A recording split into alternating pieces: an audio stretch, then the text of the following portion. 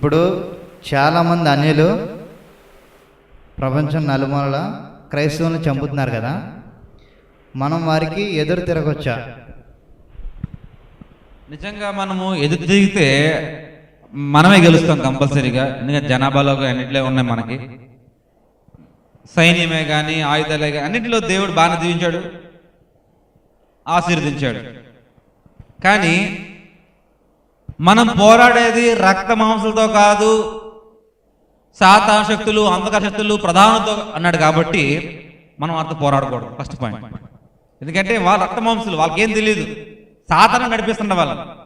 సాతానుతో పోరాడాలి కానీ వాళ్ళతో పోరాడకూడదు. కాబట్టి వాళ్ళతో పోరాడకూడదు. పోరాడితే మనమే గెలుస్తాం. రెండవది, వాళ్ళని ప్రేమించమని చెప్పాడు. పొరుగు వాళ్ళని శత్రువులను ప్రేమించమన్నాడు. శత్రువులు ప్రేమించినప్పుడు వాళ్ళని ఎలా చంపుతామండి? మనం ఎలా ఎదురుతాం మనం? కాబట్టి మనం ఎదురు తిరగకూడదు, కొట్టకూడదు. వాక్యం చెప్పింది కాబట్టి, కొట్టలేక ఎదురలేక కాదు, వాక్యం ఫాలో అవుతున్నాం కాబట్టి చేయకూడదు. ఓకేనండి. Thank you brother.